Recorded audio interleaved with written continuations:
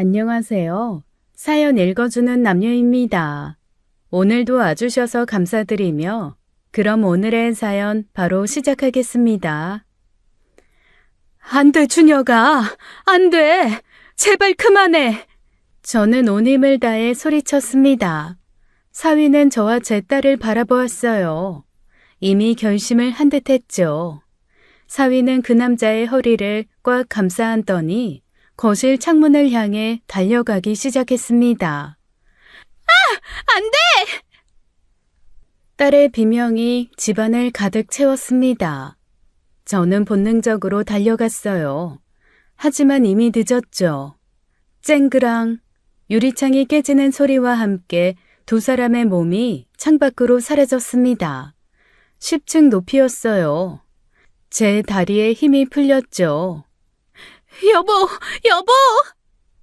딸이 울부짖으며 창가로 달려갔습니다. 저도 떨리는 다리를 끌고 창가로 갔어요. 아래를 내려다보니 두 사람이 꺾인 인형처럼 쓰러져 있었죠. 피가 너무 많이 흘러나오고 있었습니다. 사위의 몸은 기이하게 꺾여 있었어요. 그 옆에 쓰러진 남자는 꼼짝도 하지 않았죠. 저는 떨리는 손으로 휴대폰을 꺼냈습니다. 119를 누르는데도 손가락이 제대로 움직이지 않았어요. 겨우 전화가 연결되었죠. 여기 사람이 떨어졌어요. 10층에서 두 사람이 제발 빨리 와주세요. 전화를 끊고 나서야 깨달았습니다. 이 모든 비극의 시작을 말이에요. 처음부터 막았어야 했던 그 결혼을 말입니다. 저는 그때 왜 그렇게 사위가 좋아 보였을까요? 겉모습에 속아 딸을 지옥으로 밀어넣은 건 바로 저였습니다. 이제 와서 후회해도 소용없겠죠. 그날의 기억은 아직도 선명합니다. 딸이 처음 그 사람을 데려왔던 날 말이에요. 안녕하세요. 저는 그저 평범한 예순둘의 어머니였습니다. 딸 하나 아들 하나 키우며 살아온 그런 사람이었어요. 특별할 것도 없는 삶이었죠. 그런데 딸이 명문대 출신 변호사와 결혼했습니다. 유산 상속 전문이라고 했어요. 그것도 강남에서 사무실을 운영한다고 했죠. 저는 그때 정말 기뻤습니다. 딸이 고생 없이 살 수 있을 거라 생각했어요. 이렇게 끔찍한 일이 생길 줄은 꿈에도 몰랐죠. 홍기가 찬 딸이 어느 날 남자친구를 데려왔습니다. 첫인상부터 참 좋았어요. 키도 크고 얼굴도 번듯하게 생겼죠. 엄마, 내 남자친구야. 엄마, 나 결혼하고 싶어. 어머님, 처음 뵙겠습니다. 저 강준혁이라고 합니다. 저 민지 정말 사랑합니다. 제가 민지 평생 책임지고 행복하게 해주고 싶습니다. 허락해 주십시오. 목소리도 차분하고 예의도 바른 사람이었습니다. 명함을 보니 정말 강남에서 법률 사무소를 운영하고 있었어요. 유산상속 전문이라는 글자가 금빛으로 빛났죠. 이야, 우리 딸이 진짜 좋은 사람 만났구만. 변호사라 아주 든든하네, 든든해. 젊은 나이에 벌써 사무실까지 차렸다고. 그러게요. 민지야, 정말 좋은 사람인 것 같다. 엄마가 봐도 참 믿음직스러워. 상견례 날 사돈들도 참 좋은 분들이었습니다. 준혁이 어머니는 은퇴한 교수님이셨어요. 아버지는 중견기업 임원이라고 했죠. 저희가 정말 복 받았어요. 민지처럼 이렇게 예쁘고 똑똑한 아이를 며느리로 맞다니 저희 준혁이가 부족한 게 많은데 그래도 민지만 바라보고 살 거예요. 제가 장담합니다. 아이고, 무슨 말씀을. 저희 딸이야말로 이런 좋은 집안에 과분하죠. 정말 과분해요. 결혼식은 호텔에서 성대하게 치렀습니다. 딸은 강남의 고급 아파트에서 신혼생활을 시작했어요. 그 집은 사위가 결혼 전부터 살던 곳이었죠. 엄마, 집이 진짜 대박이야. 한강이 이렇게 다 보이고 아침에 일어나면 햇살이 막 쏟아져. 나 진짜 공주 된 것 같아. 그래, 그래. 좋은 집에서 행복하게 살아야지. 엄마도 안심이다, 정말. 명절이 되면 사돈들이 고급 한우 세트를 보내왔습니다. 백화점 상품권도 넣어주셨어요. 저는 복받은 사람이라는 소리를 자주 들었죠. 아니, 정숙 씨, 딸이 변호사한테 시집 갔다며? 그것도 강남에서 사무실 차린. 와, 진짜 대박이다.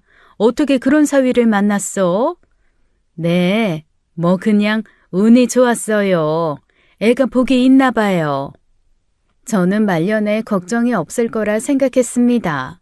딸도 잘 살고 아들도 곧 결혼할 거라 했어요. 하지만 저에게는 큰 골칫거리가 하나 있었죠. 바로 제 남동생이었습니다. 제 남동생 정수는 평생을 사고만 치고 살았습니다. 20살부터 도박에 빠져 살았어요. 화투, 포커, 경마, 심지어 불법 도박장까지 안 가본 곳이 없었죠. 친정어머니 통장에서 돈을 빼가는 건 일상이었습니다. 정수야, 너 또 내 통장에서 돈 빼갔니? 이번 달 생활비인데.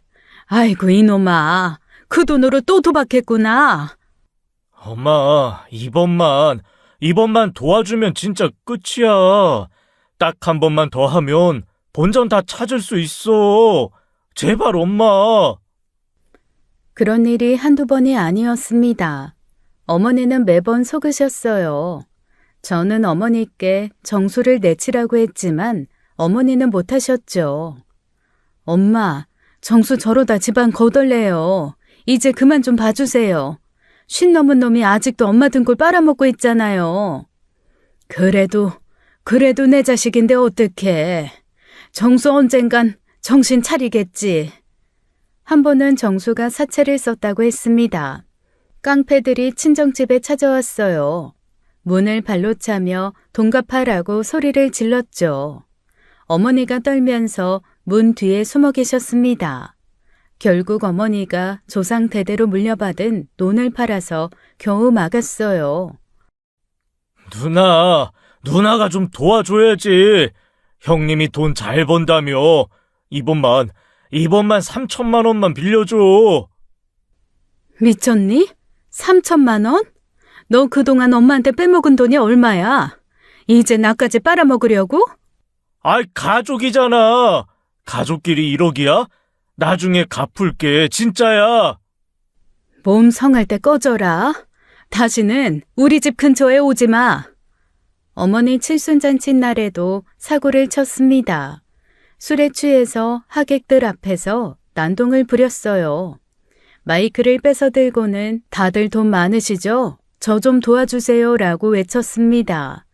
돈 좀 있어 보이는 친척들한테 가서 구걸했죠.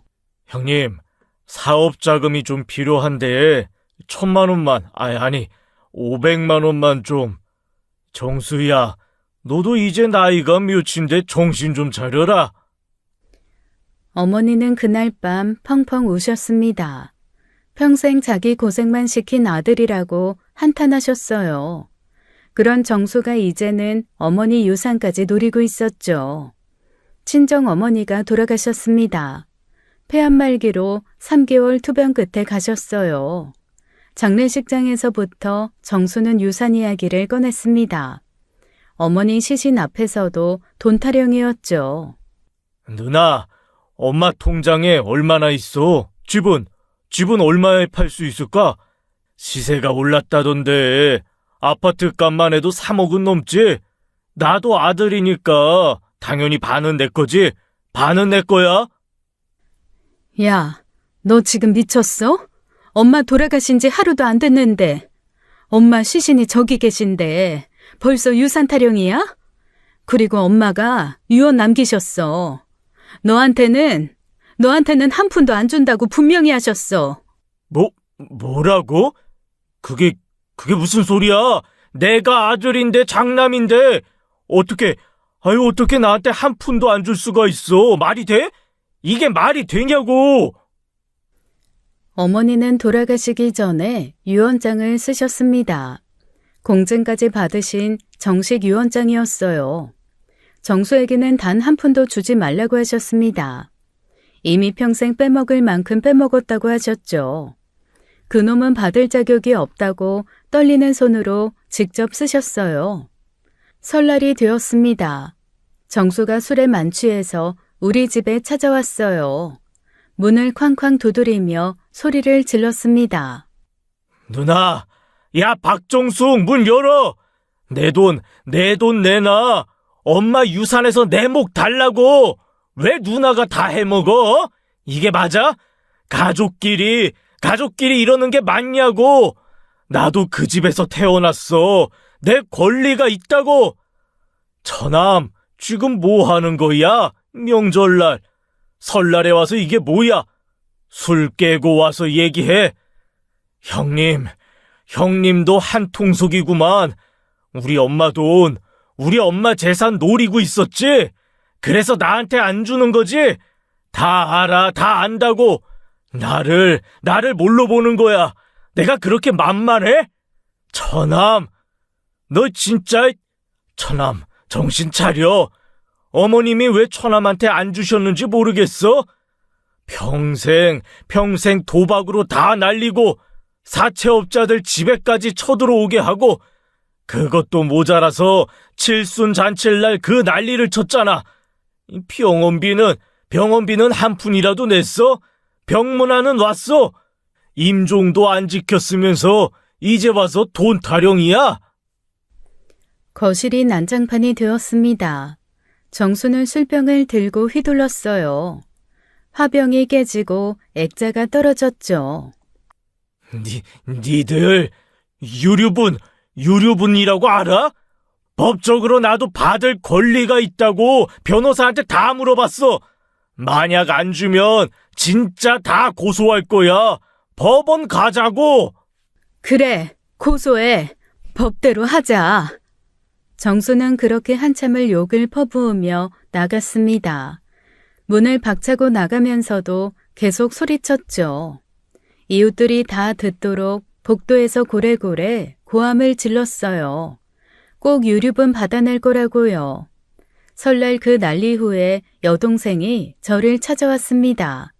정수 때문에 걱정이 많다고 했어요. 진짜 유류분 소송을 할 것 같다고 했죠.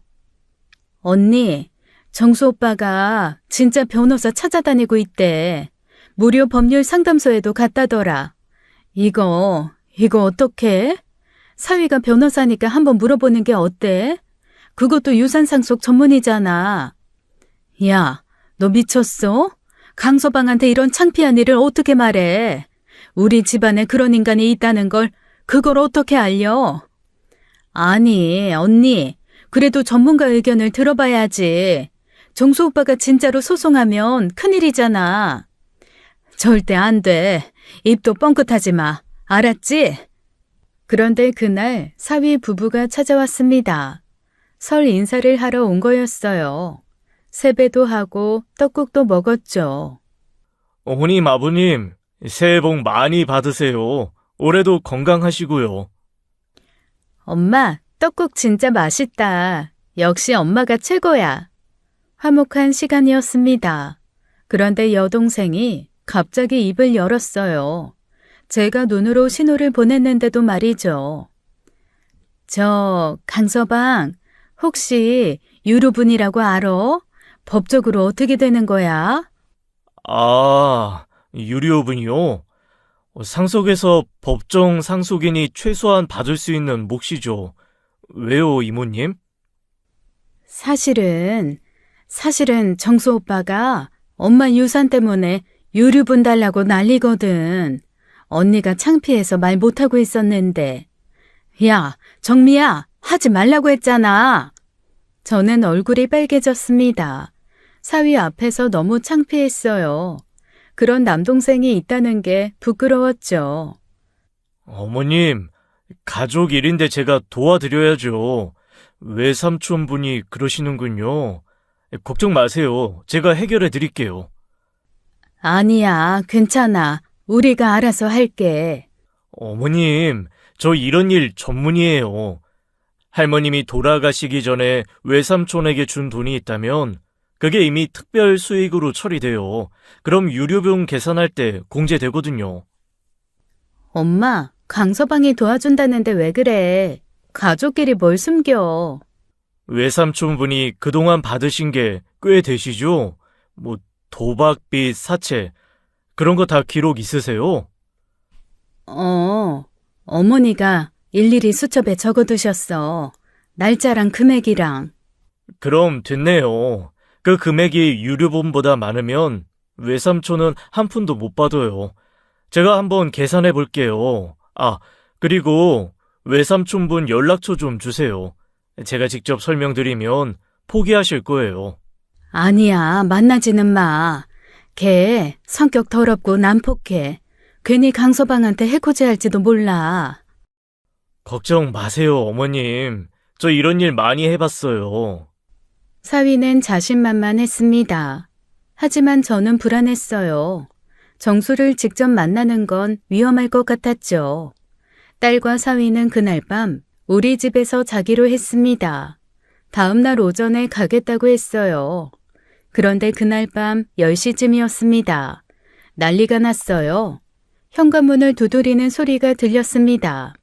정수가 또 술 먹고 찾아온 거였죠. 누나, 누나, 나야, 정수야. 문 좀 열어줘. 할 말이 있어. 왜 또 왔어? 술 먹고 또 행패 부리려고? 아니야. 아니야. 이번엔 진짜 조용히 얘기하려고. 제발 문 좀 열어줘. 추워. 밖이 너무 추워. 저는 어쩔 수 없이 문을 열었습니다. 정수는 만취 상태였어요. 비틀거리며 들어왔죠. 그때 사위가 방에서 나왔습니다. 정수를 보고 정중하게 인사했어요. 정수가 제 딸 결혼식에 오지 않았기에 사위와는 처음 보는 사이였습니다. 안녕하세요, 외삼촌. 저 민지 남편 강준혁이라고 합니다. 처음 뵙겠습니다. 그런데 정수가 사위를 보는 그 순간 얼굴이 하얗게 변했습니다. 눈이 튀어나올 것처럼 커졌어요. 온몸이 덜덜 떨리기 시작했죠. 강중혁? 강중혁이라고요? 네, 맞습니다, 외삼촌. 괜찮으세요? 이럴 수가. 사장님이 왜 여기. 정수는 뒷걸음질을 쳤습니다. 마치 귀신을 본 것 같았어요. 그러다가 갑자기 바지에 얼룩이 번지기 시작했죠. 오줌을 지린 겁니다. 58살 먹은 남자가 오줌을 쌌어요. 거실 바닥에 노란물이 흘렀죠. 정수야, 너 지금 뭐 하는 거야? 미안, 누나. 미안해. 정말 미안해. 그냥 갈게. 용서해줘, 제발. 용서해주세요. 잘못했어요. 정수는 거의 울먹이며 말했습니다. 그리고는 도망치듯 뛰어나갔어요. 문도 제대로 닫지 않고 갔죠. 엄마, 삼촌이 왜 저래? 왜 준혁 씨 보고 왜 그렇게 놀라? 그러게. 저는 사위를 봤습니다. 사위는 담담한 표정이었어요. 아무 일 없다는 듯 말했죠. 술을 너무 많이 드신 것 같네요. 여기 제가 청소할게요, 어머님. 아니야, 내가 할게. 근데 준혁아, 너 우리 정수 알아? 전에 만난 적이 있어? 아니요, 처음 뵙는데요. 아마 술 때문에 헛것을 보신 것 같아요. 하지만 저는 알 수 있었습니다. 정수의 그 공포에 질린 눈빛을요. 분명 무언가 있었어요. 그 이후로 정수는 완전히 사라졌습니다. 유류분 이야기도 쏙 들어갔어요. 전화도 안 받고 집에도 오지 않았죠. 그날 이후 정수는 완전히 사라졌습니다. 전화를 해도 받지 않았어요. 문자를 보내도 답이 없었죠. 일주일이 지나도 연락이 없자 직접 찾아갔습니다. 정수가 살던 다세대 주택 원룸이었어요. 하지만 이미 비어 있었죠. 아, 박정수 씨요? 일주일 전에 급하게 이사 갔어요. 보증금도 포기하고 그냥 갔더라고요. 보증금을 포기하고요? 그게 얼마인데? 500만 원이에요. 뭐가 그리 급했는지 짐도 거의 안 가져가고 도망치듯 갔어요. 이상했습니다. 돈에 그렇게 환장하던 정수가 보증금을 포기하다니요. 여동생에게 전화했죠. 정미야, 너 정수한테 연락 받았어? 아니, 언니, 나도 계속 전화하는데 안 받아. 왜? 무슨 일 있어? 정수가 이사를 갔대. 보증금도 안 받고. 뭐? 그게 무슨 소리야? 걔가 돈을 포기해? 유류분 소송도 없었습니다. 그렇게 난리를 치더니 조용했어요. 한 달이 지났습니다. 저는 결국 경찰에 실종 신고를 했어요. 가족이니까 걱정이 되었거든요. 실종 신고 접수했습니다. 확인되면 연락드릴게요. 이틀 후 경찰에서 전화가 왔습니다. 정수를 찾았다는 거였어요. 하지만 이상한 말을 했죠. 박정수 씨는 잘 지내고 계십니다. 다만 가족과 연락하고 싶지 않다고 하시네요.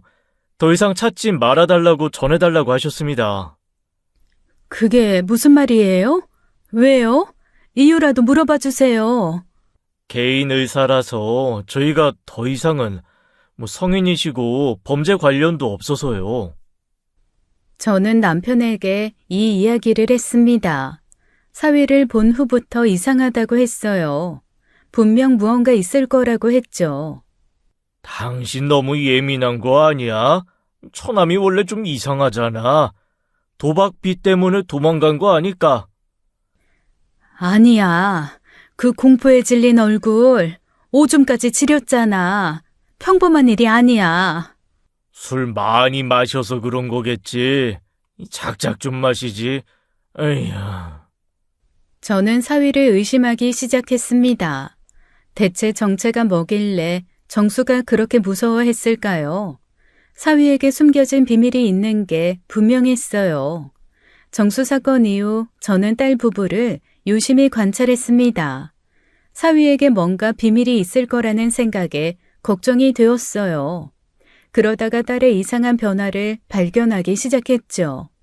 사위와 함께 올 때면 딸은 거의 말을 안 했습니다. 예전에 수다스러운 딸이 아니었어요. 무언가 말하려고 하면 먼저 사위 눈치를 봤죠. 엄마, 나 요즘... 그러다가 사위를 힐끗 보더니 말을 바꿨습니다. 아무것도 아니야. 민지야, 무슨 말 하려고 했어? 편하게 해. 아니야. 정말 별거 아니야. 그런 일이 한두 번이 아니었습니다. 딸은 점점 조심스러워졌어요. 웃음도 줄고 말수도 줄었죠. 어느 날 딸이 혼자 왔습니다. 오랜만에 둘이 차를 마셨어요. 딸의 얼굴이 많이 수척해 보였죠. 민지야, 너 요즘 왜 이렇게 말랐어? 밥은 제대로 먹고 다니니? 먹어. 그냥 요즘 좀 바빠서. 바쁜 게 아니라 뭔가 걱정이 있는 것 같은데 강서방이랑 무슨 일이 있어? 아니야, 엄마. 준혁 씨는 나한테 잘해줘. 그런데 딸의 손이 미세하게 떨리고 있었습니다. 찻잔을 들 때도 떨렸어요. 갑자기 큰 소리가 나면 깜짝 놀라기도 했죠. 민지야, 엄마한테는 말할 수 있잖아. 무슨 일이야? 너 예전 같지 않아. 엄마, 나 요즘 좀 바빠서 자주 못 올 것 같아. 왜? 갑자기 왜 못 와? 그냥 집안일도 많고 남편 뒷바라지도 해야 하고 변호사 일이 워낙 바쁘잖아. 내가 옆에서 챙겨줘야 할 게 많아서. 저는 이상했습니다. 딸이 평소와 다르게 말을 돌리는 느낌이었어요. 뭔가 숨기는 게 분명했죠. 그래도 한 달에 몇 번은 올 수 있잖아. 그리고 네가 왜 그렇게 눈치를 봐? 눈치 보는 거 아니야. 그냥 결혼하면 다들 이렇게 산다고 하잖아. 시댁도 가야 하고. 엄마, 이해해줘. 전화도 짧게 하고 끊기 일쑤였습니다. 제가 전화하면 바쁘다고 했어요. 가족 단톡방에서도 나갔죠. 엄마, 미안. 지금 좀 바빠서 나중에 전화할게. 하지만 다시 전화는 오지 않았습니다. 문자도 점점 뜸해졌어요. 눈 밑에는 다크서클이 짙었죠. 한 번은 딸이 왔는데 핸드폰을 계속 확인했습니다. 5분마다 시계를 봤어요. 마치 정해진 시간이 있는 것처럼 불안해했죠. 제가 이상하게 생각하고 물었습니다. 민지야, 왜 자꾸 시간을 봐? 어디 가야 돼? 아, 그냥 준혁 씨 저녁 준비해야 돼. 아직 4시인데? 그리고 강서방은 자기 밥 한 끼 못 챙겨 먹니? 그게 아니라 준혁 씨가 집에 혼자 있는 거 싫어해. 제 시간에 안 가면 아니야, 그냥 가야 돼. 제 시간에 안 가면 아니야, 그냥 가야 해. 딸의 목소리가 떨렸습니다. 무서워하는 것 같았어요. 뭔가 숨기는 게 분명했습니다. 제 모성 본능이 계속 위험 신호를 보냈죠. 남동생 정수의 공포 반응과 딸의 변화가 계속 마음에 걸렸습니다. 저는 결국 남편 몰래 흥신소를 찾아갔어요. 강남의 한 빌딩 3층에 있는 곳이었죠. 어떤 일로 오셨습니까? 제 사위가 변호사인데 사위 신원조사를 하고 싶어서요. 과거 이력이랑 가족관계, 혹시 숨긴 전과나 문제가 있는지 알고 싶어요.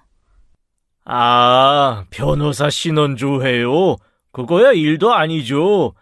변호사들은 기록이 다 남아있어서 조사하기 쉬워요. 이름이랑 사무실 주소만 알려주시면 일주일 안에 다 알아봐 드릴게요.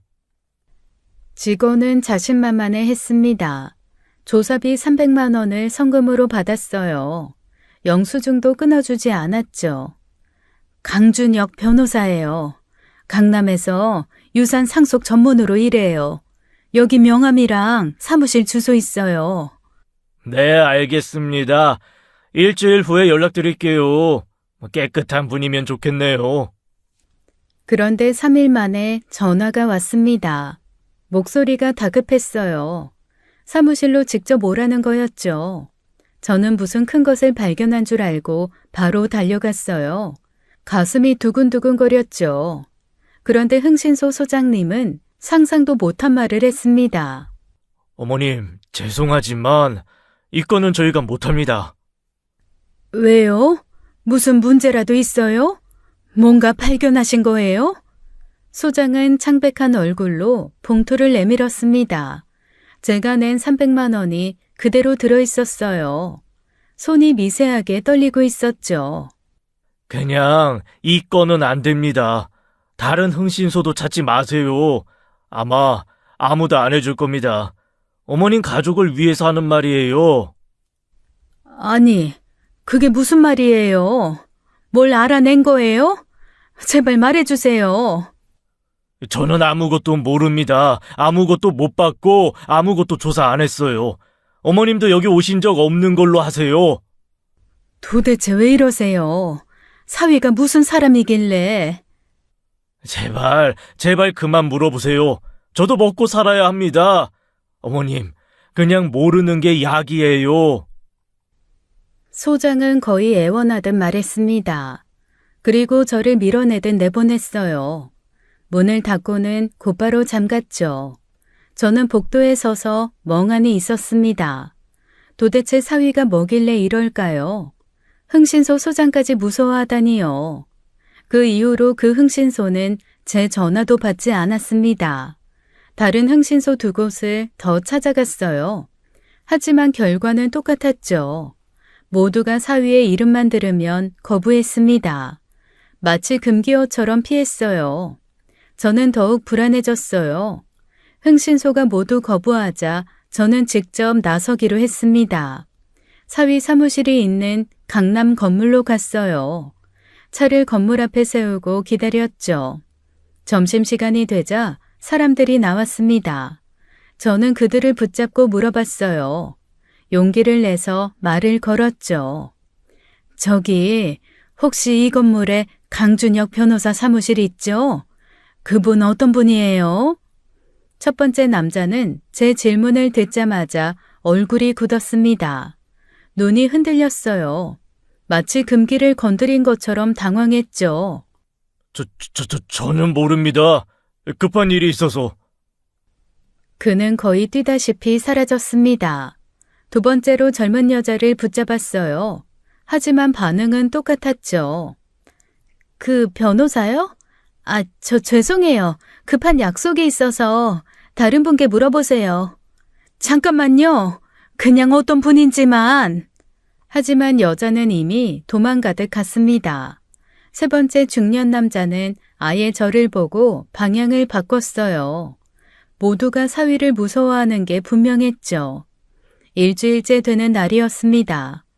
저는 또 건물 앞에서 기다리고 있었어요. 그때 검은 제네시스가 제 차 옆에 멈췄죠. 문이 열리고 덩치 큰 남자 둘이 내렸습니다. 정장을 입었지만 목에 문신이 보였어요. 그들이 제 차로 다가왔죠. 아주머니, 창문 좀 내리세요.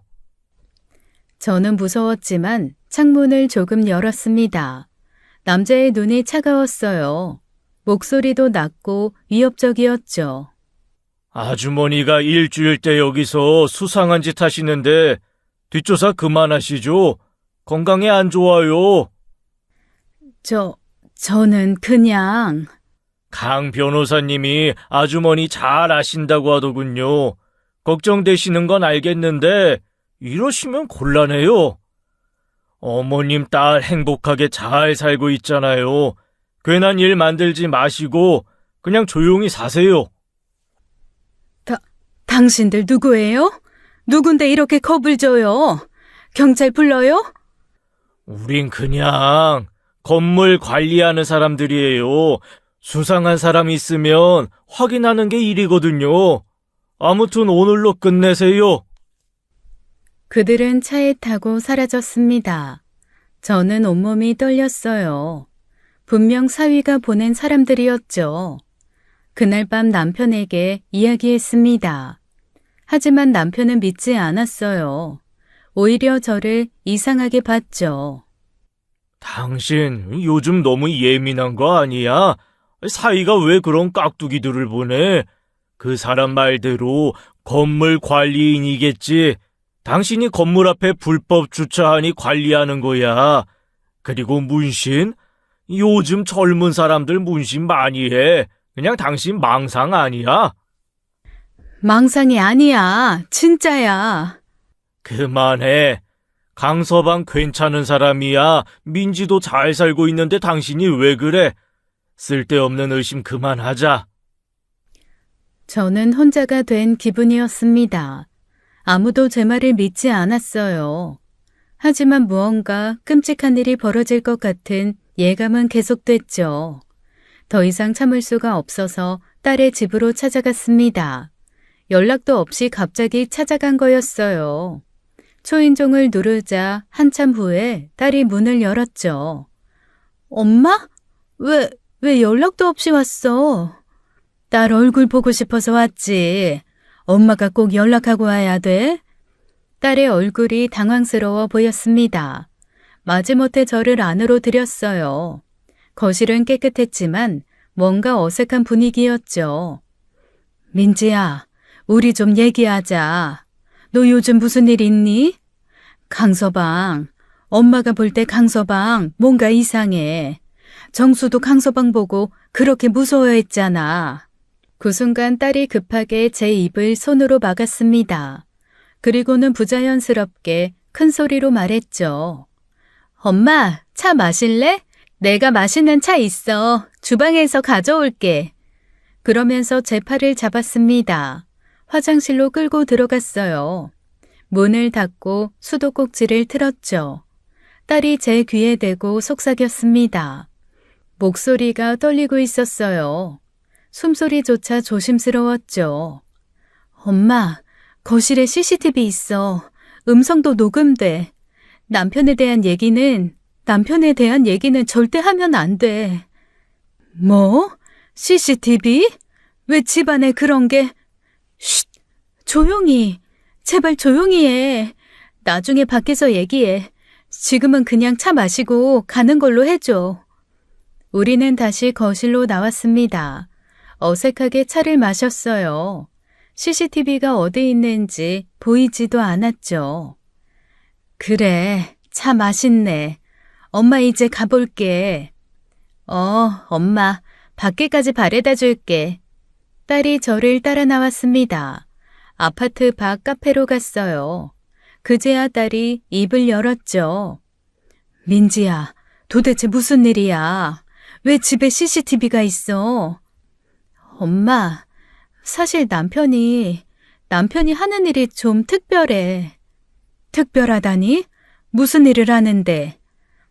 엄마, 아주버님이 좀 무서운 사람이야. 왜 흔히들 말하는 조폭. 그런데 정말 나쁜 사람들은 아니야. 진짜야. 저는 충격을 받았습니다.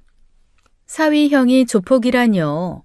그리고 사위가 그 조폭과 일한다는 거였어요. 믿을 수가 없었죠. 미쳤니? 그런 걸 알고도 같이 사는 거야? 당장 이혼해. 경찰에 신고하고. 엄마, 나 준혁 씨 사랑해. 뭐? 진짜야. 준혁 씨 나한테 정말 잘해줘. 단 한 번도 나한테 손댄 적 없어. 그냥 일이 그런 거야.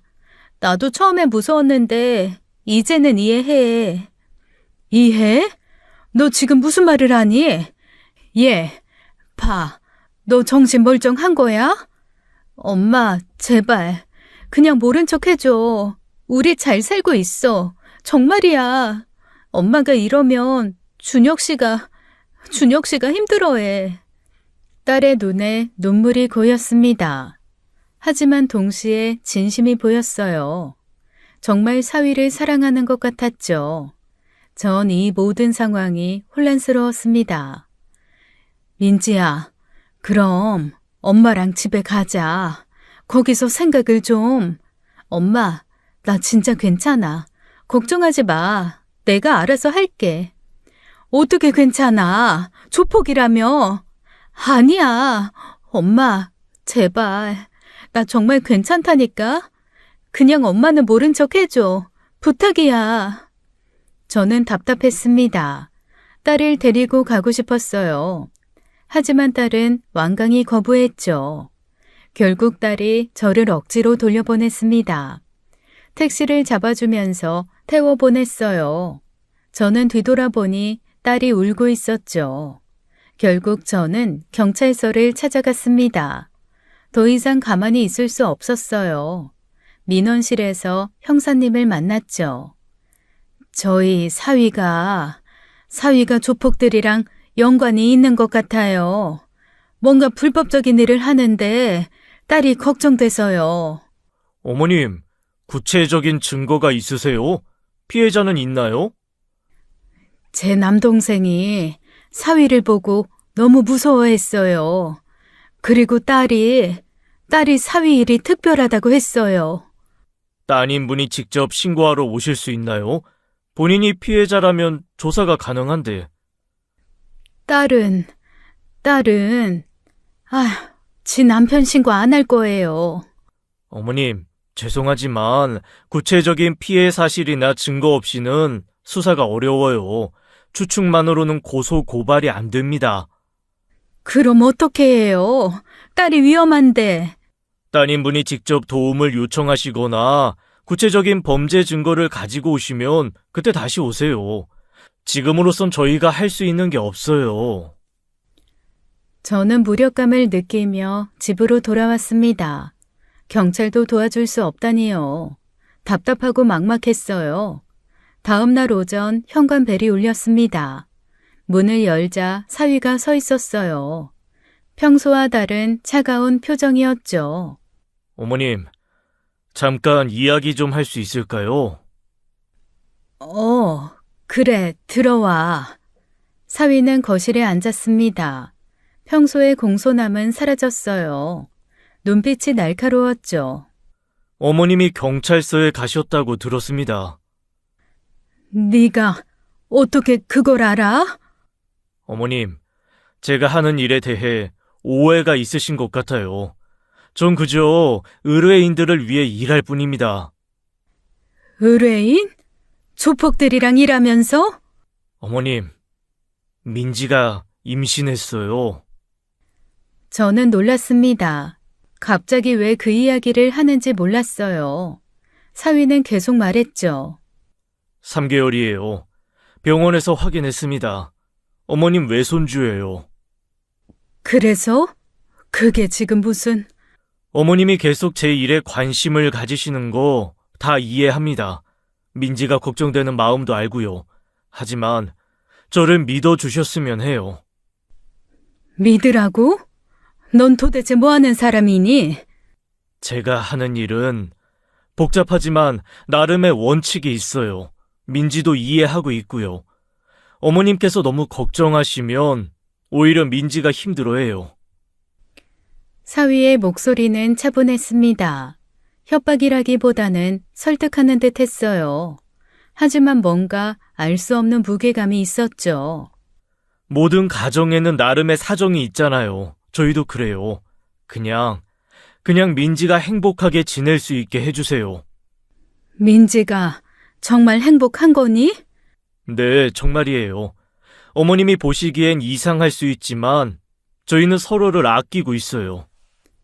너 정말 무서운 사람이구나. 전 가족을 지키려는 것뿐입니다. 어머님도 가족이시니까요. 부디 현명한 선택하시길 바랍니다. 사위는 일어났습니다. 떠나기 전에 한마디 더 했어요. 등을 돌린 채로 말했죠. 참, 외삼촌은 잘 지내고 있습니다. 제주도에서 새 삶을 시작했다고 들었어요. 다시는 어머님 괴롭히지 않을 겁니다. 그리고는 나갔습니다. 저는 소파에 무너져 앉았어요. 저는 사위가 나가자 가쁜 숨을 몰아쉬었어요. 딸이 임신했다는 기쁨보다 공포가 더 컸죠. 딸을 설득해도 소용없었습니다. 경찰도 도와줄 수 없었어요. 저는 고민 끝에 일단 지켜보기로 했죠. 그 사이 딸은 출산을 했습니다. 아들이었어요. 이름은 지호라고 지었죠. 엄마, 지호 예쁘지? 눈이 아빠 닮았어. 그래, 정말 예쁘다.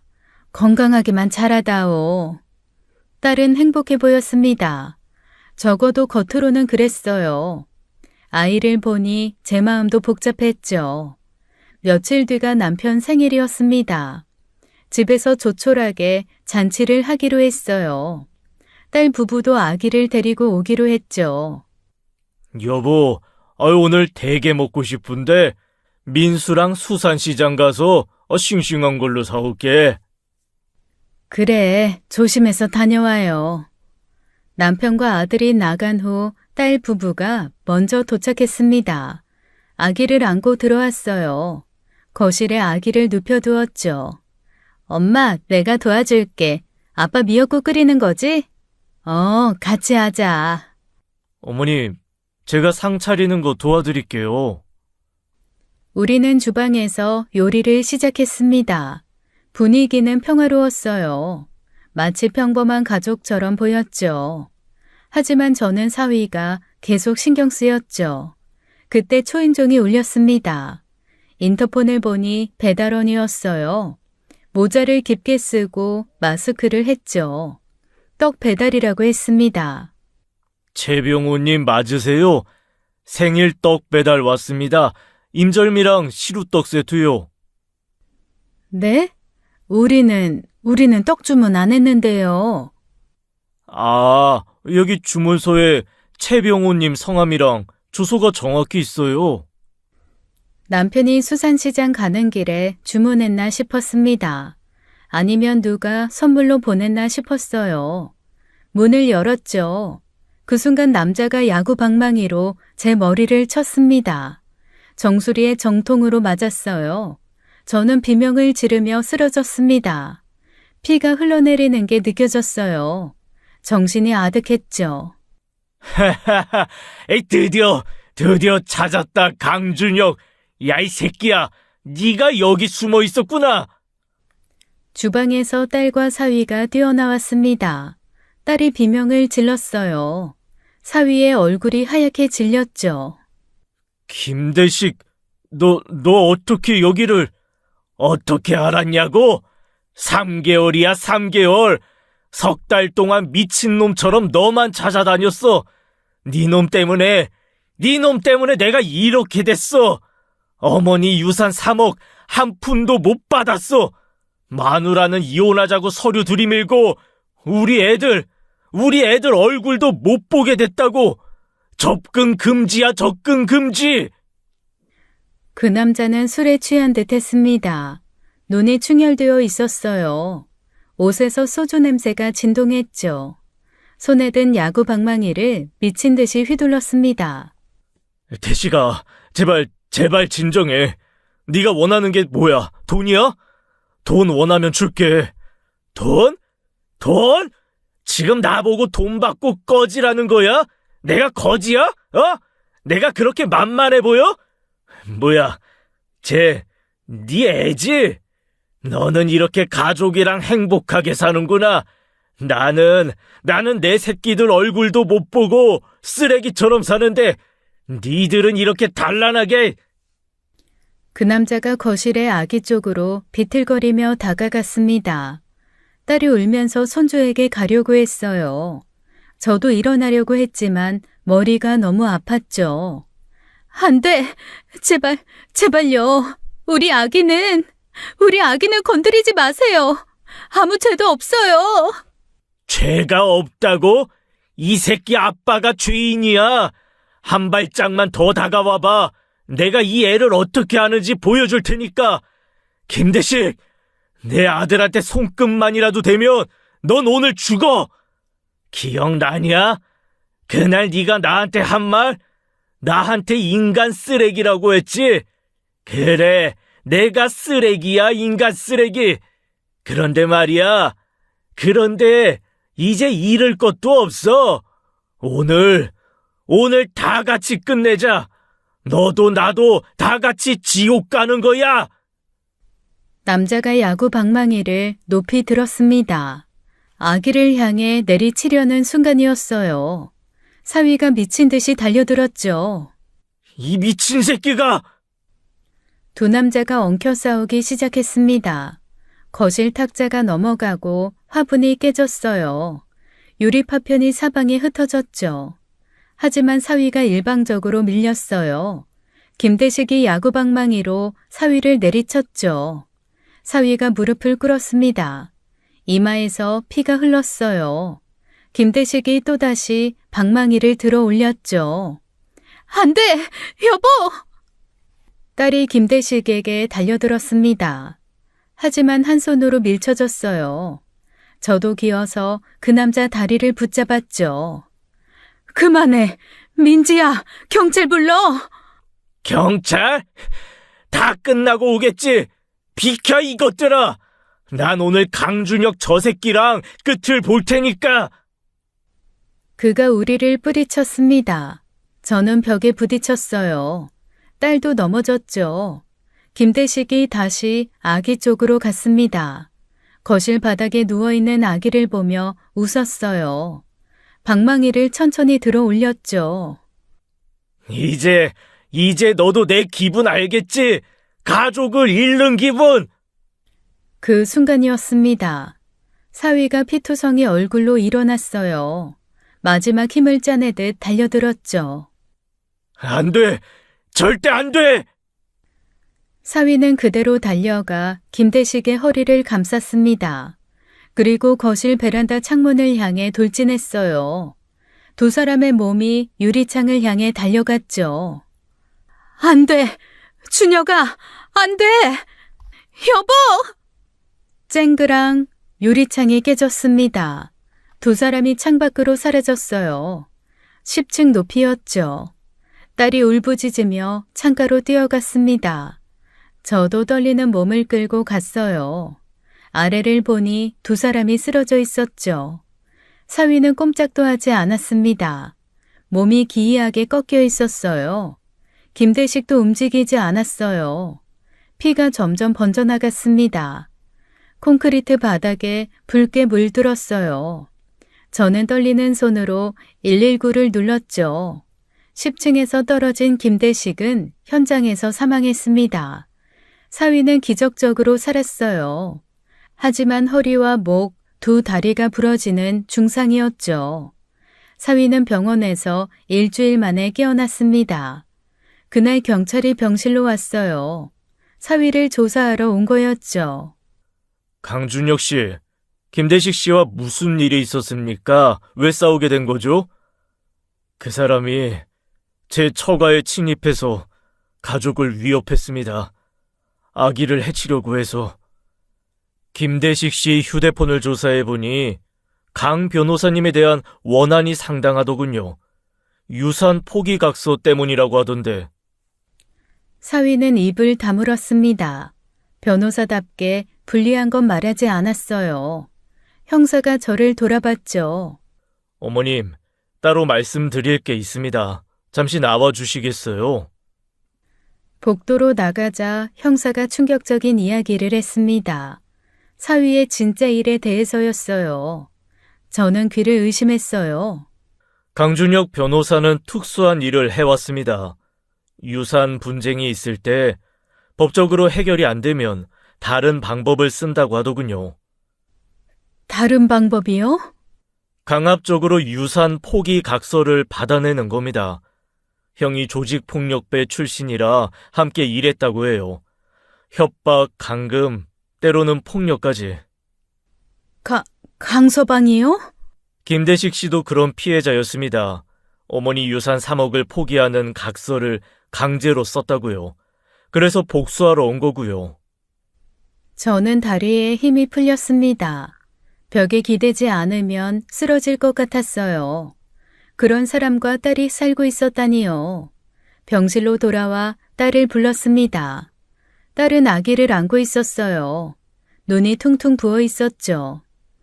민지야, 너 강서방이 무슨 일 하는지 알고 있었어? 알고 있었지? 엄마, 알고 있었구나. 그런 일 하는 거 알면서도 같이 산 거야? 엄마, 남편이 아무한테나 그런 거 아니야. 나쁜 사람만 상대했어. 정말이야. 삼촌 같은 사람들, 정말 말도 못할 정도로, 엄마는 상상도 못할 정도로 나쁜 사람들, 폐륜아들. 그래도 불법이잖아. 협박이고 폭력이야. 딸의 눈물이 뚝뚝 떨어졌습니다. 하지만 여전히 남편을 감쌌어요. 저는 이해할 수 없었죠. 엄마는 몰라. 법이 얼마나 무력한지. 나쁜 사람들이 떳떳하게 유산 받아가는 거 막을 방법이 없어. 그래서 남편한테 의뢰하는 거야. 그게 말이 되니? 그럼 네 남편이 정의의 사도라는 거야? 아니, 그건 아니지만, 하지만 남편 덕분에 구원받은 사람들도 많아. 그 돈으로 치료받고 자식들 교육시키고. 저는 딸을 이해할 수 없었습니다. 아니, 이해하고 싶지 않았어요. 그저 무서웠을 뿐이죠. 저는 병실에 누워있는 사위를 찾아갔습니다. 온몸에 깁스를 한 채 누워 있었어요. 눈만 겨우 뜨고 있었죠. 준혁아, 너무 위험한 일을 했구나. 왜 그런 일을 한 거니? 장모님. 돈이 그렇게 중요했어? 아니면 정말 정의라고 생각한 거야? 사위는 천천히 입을 열었습니다. 목소리가 쉬어 있었어요. 간신히 말을 이어갔죠. 처음엔 정말 도움이 필요한 사람들을 위해서였어요. 하지만 점점 일이 커졌고. 뒤가 없는 사람들을 건드리면 이런 일이 생기는 거야. 김대식 같은 사람들 말이야. 잃을 게 없는 사람이 제일 무서운 법이거든. 알아요. 이제 알아요. 이번엔 기적적으로 민지랑 지호를 지켰지만 다음에도 또 저런 사람이 찾아오지 말라는 법 있어? 너 감옥 가 있는 동안 내 딸이랑 아기한테 무슨 일 생기면 어떻게 할 거야? 그런 일을 하고 싶었으면 지켜야 할 사람들을 만들지 말았어야지. 사위는 대답 없이 눈을 감았습니다. 눈가에 눈물이 맺혔어요. 후회하는 게 분명해 보였죠. 민지와 지호를 정말 사랑한다면 올바른 선택을 해. 그게 뭔지는 네가 더 잘 알겠지. 저는 병실을 나왔습니다. 더 이상 할 말이 없었어요. 사위도 알고 있을 거라 생각했죠. 며칠 후 딸이 울면서 전화를 했습니다. 사위가 이혼을 요구했다는 거였어요.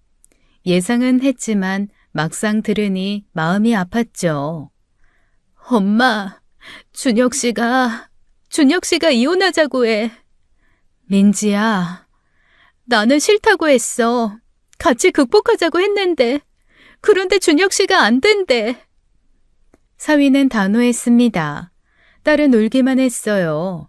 사랑하지만 헤어져야 하는 두 사람이 안타까웠죠. 그렇게 부부의 인연이 끝나가고 있었습니다. 이후 사위는 법정에 섰습니다. 강요와 협박으로 유산 포기각서를 받아낸 혐의였어요. 판사는 실형 1년을 선고했죠. 다만 김대식과의 사건은 달랐습니다. 정당방위가 인정되었어요. 가족을 지키려다 발생한 사고로 무죄 판결을 받았죠. 선고 후 사위를 구치소로 이송하는 날이었습니다. 휠체어에 앉은 채로 나왔어요. 아직 다리를 쓸 수 없었거든요. 저는 마지막으로 사위를 보러 갔습니다. 복잡한 마음이었어요. 미워해야 할지 안타까워해야 할지 모르겠더군요. 어머님이 하신 말씀, 교도소에 있으면서 깊게 생각해 보겠습니다. 저는 그저 고개만 끄덕였습니다. 더 이상 할 말이 없었어요. 사위는 호송차에 실려 떠났죠. 사위가 떠나기 전날 딸에게 서류 봉투를 주었다고 합니다. 이혼 서류였어요. 재산 분할 조건이 적혀 있었죠. 강남의 아파트는 딸 명의로 넘겼습니다. 예금도 모두 딸과 아이 이름으로 바꿨어요. 자신은 아무것도 갖지 않겠다고 했죠. 양육권도 포기했습니다. 면접 교섭권도 요구하지 않았어요. 딸은 그 서류를 들고 많이 울었습니다. 사랑했던 만큼 아팠을 거예요. 하지만 아직도 도장을 찍지 못하고 있었죠. 기다리겠다고 했습니다. 1년이면 돌아온다고 그때까지 기다리겠다고 했어요. 저는 말리지 못했죠. 딸은 아이를 키우며 새 삶을 시작했습니다. 직장도 구했어요. 친정 근처 회사에 다니기 시작했죠. 주말이면 저희 집에 왔습니다. 지호를 데리고 와서 하루를 보냈어요. 아이는 무럭무럭 자랐죠. 가끔 딸이 멍하니 창밖을 보는 걸 봅니다. 무슨 생각을 하는지 알 것 같았어요. 여전히 사위를 기다리고 있는 거겠죠. 지금까지 사연 읽어주는 남녀였습니다. 끝까지 시청해주신 여러분 감사드리며 저희는 다음 사연으로 돌아올게요. 감사합니다.